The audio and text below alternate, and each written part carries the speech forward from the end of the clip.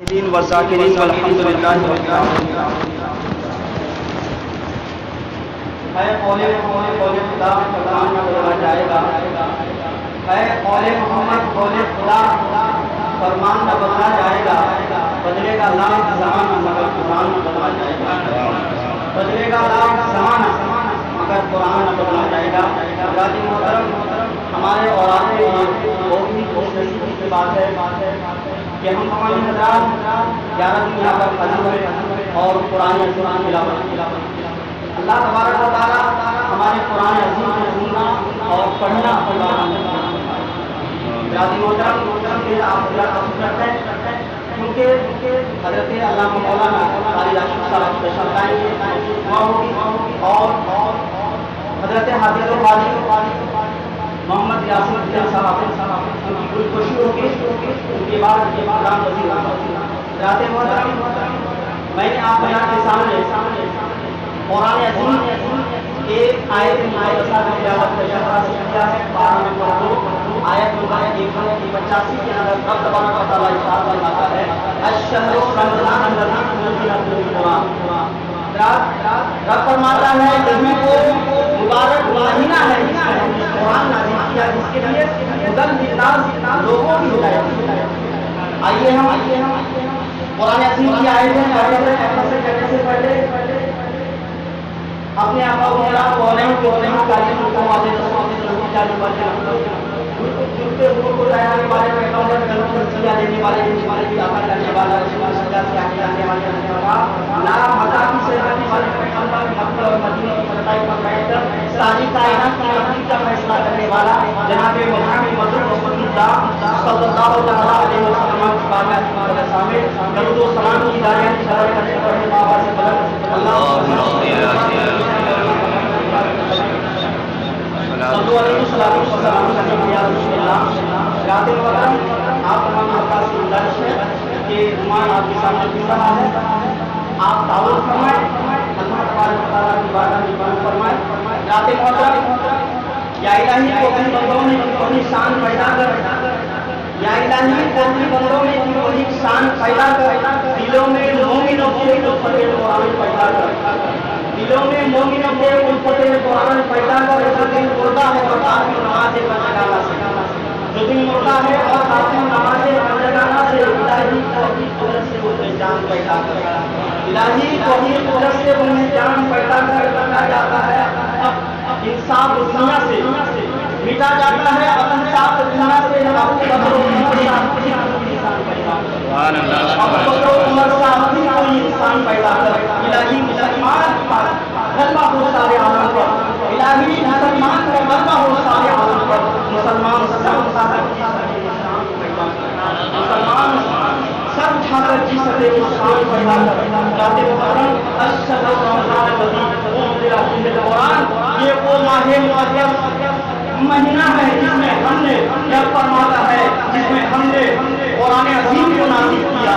ذات محترم ماہ رمضان جانتے ہیں رمضان کیوں کہا جاتا ہے، رمضان کا مطلب کیا ہے، رمضان کا معنی و مفہوم کیا ہے۔ دیکھیے رمضان کا معنی وہ ہے، آپ تمام 11 مہینے کو لے لیجیے، یعنی ہر اسلامی جو مہینہ ہے 1 مہینے سے لے کر 11 مہینہ تک، یعنی شعبان تک لے لیجیے، رب فرماتا ہے کہ تمام 11 مہینے کا سردار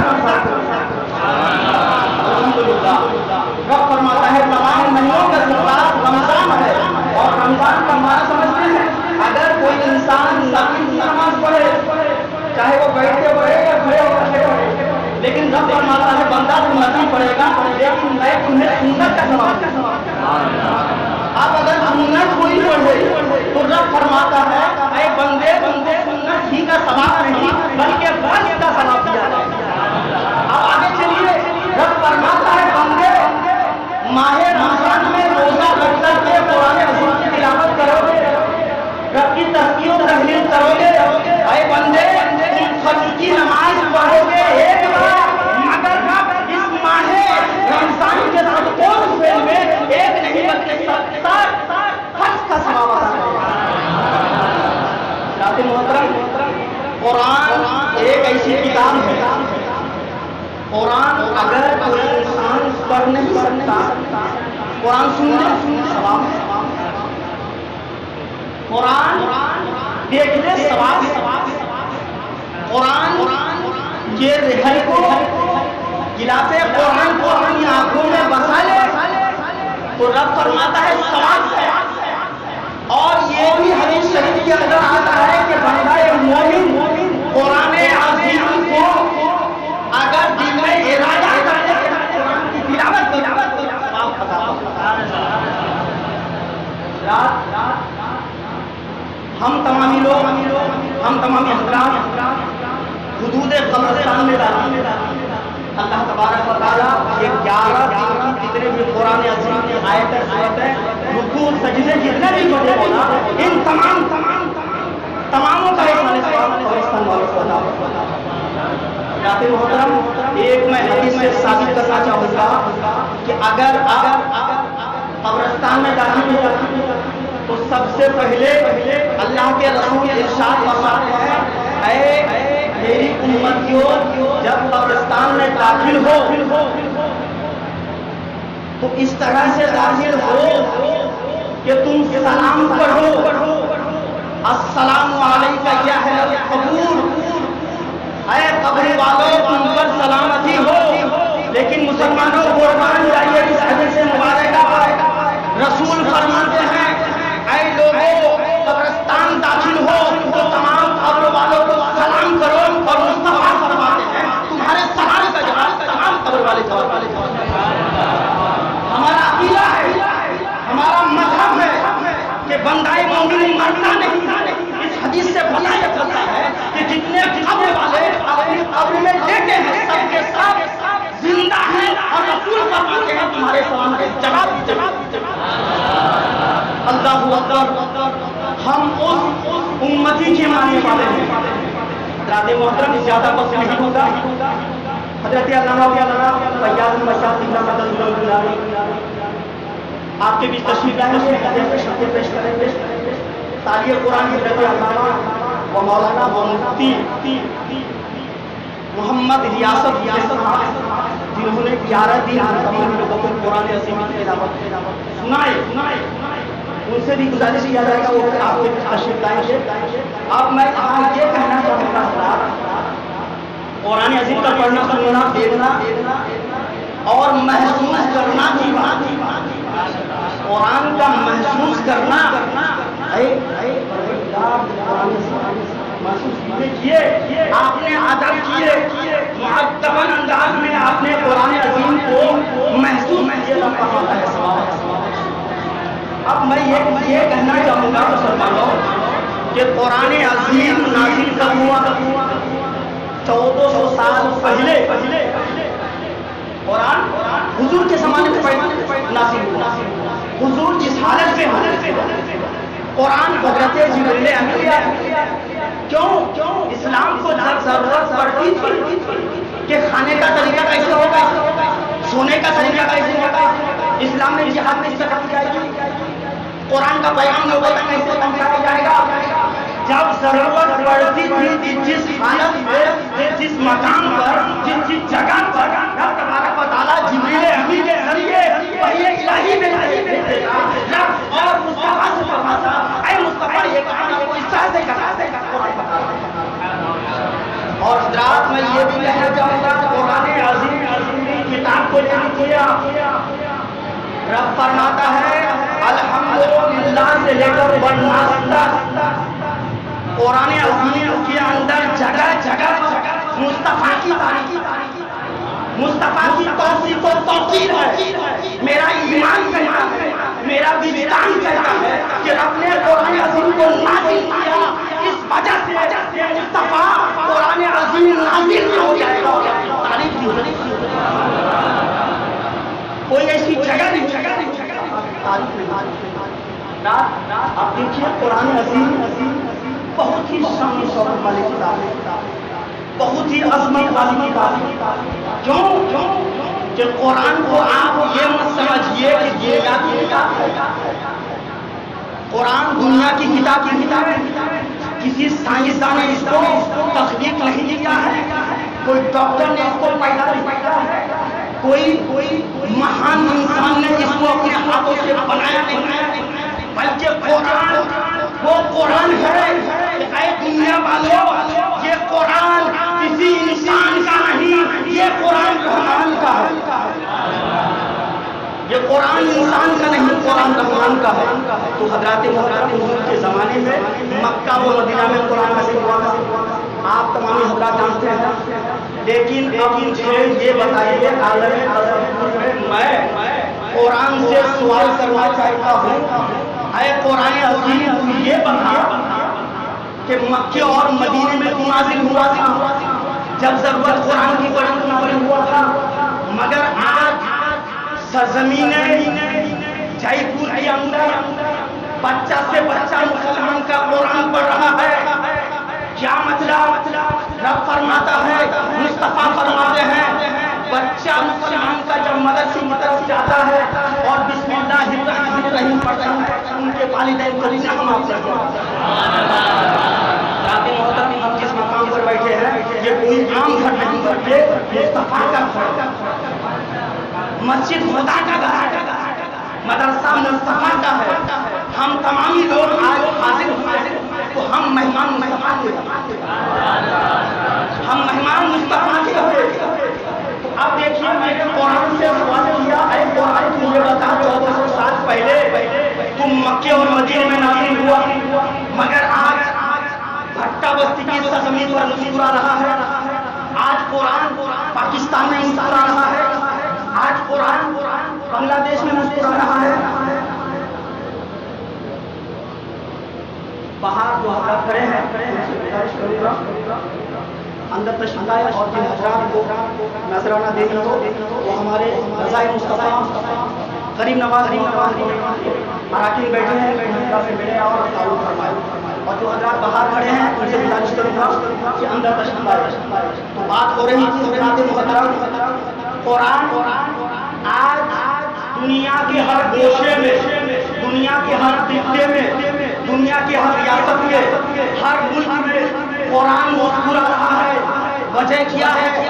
آپ نے کبھی سوچا؟ حضرات محترم، میں اپنے دل سے کہنا چاہتا ہوں کہ ایک بچہ مدرسے میں جا کر کے قرآن عظیم پڑھتا ہے تو پورے قرآن عظیم کو اپنے سینے میں سمانا آسان بات نہیں ہے۔ رب فرماتا ہے قرآن عظیم کے اندر، لو انزلنا هذا القرآن على جبل لرأيته خاشعا متصدعا من خشية الله۔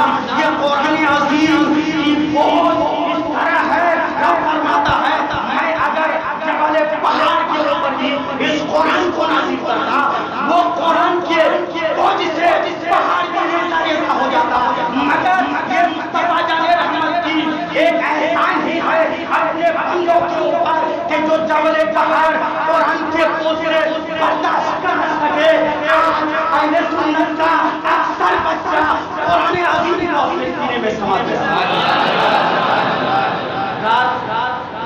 قرآن کا یہ اعجاز، عالم تصوف نے قرآن سے کہا ہے مکہ و مدینہ میں نازل ہوا تھا، مگر آج ریاست راجستھان کے اندر مسکرا رہا ہے، ریاست بہار کے اندر مسکرا رہا ہے، ریاست بنگال کے اندر مسکرا رہا ہے، ریاست کرناٹک کے اندر مسکرا رہا ہے، ریاست کیرلا کے اندر مسکرا رہا ہے، ریاست مہاراشٹر کے اندر مسکرا رہا ہے، ریاست یعنی جتنے بھی ممالک ہیں، آندھرا پردیش ہے، یعنی ہندوستان کا ہر صوبے میں، ہر ریاست میں قرآن مسکرا رہا ہے۔ تو قرآن کیوں مسکرا رہا ہے؟ قرآن فرماتا ہے میں تیرے سینے سے آنے گا، سینے سے آنے گا۔ رات میں قرآن سے کہا، اے قرآن جب تم نازل ہوا تھا انٹرنیٹ کا زمانہ نہیں تھا، موبائل کا زمانہ نہیں تھا، پرنٹنگ پریس کا زمانہ نہیں تھا، سائنس کا زمانہ نہیں تھا، کوئی آلہ کا زمانہ نہیں تھا، جی میل کا نہیں تھا، یاہو کا نہیں تھا، موبائل کا ایس ایم ایس نہیں تھا، مگر اے قرآن تو پہنچا کیسے؟ قرآن کا اعجاز بتا رہا ہوں، قرآن کو کوئی عام کتاب نہیں سمجھنا۔ رسول فرماتے ہیں قرآن کے اندر، قرآن کے اوپر دنیاوی کتاب نہیں رکھ سکتے ہو، کیونکہ یہ عام کتاب نہیں بلکہ خدا کی کتاب اے قرآن پورے ملک میں، پورے عالم میں، پوری دنیا میں، پورے ملک کے اندر ہے قرآن کیسے پہنچ گیا؟ آج ہر جگہ تم مسکرا کیسے رہا؟ قرآن جواب دیتا اگر اس وقت انٹرنیٹ کا زمانہ ہوتا تھا تو کوئی یہودی قرآن کہتا ہے اگر اس ٹائم سیمنٹ کا زمانہ ہوتا کوئی مجوسی مجھے پکڑ لیتا، کوئی یزیدی مجھے پکڑ لیتا، کوئی نصرانی مجھے پکڑ لیتا، کوئی قادیانی مجھے پکڑ لیتا۔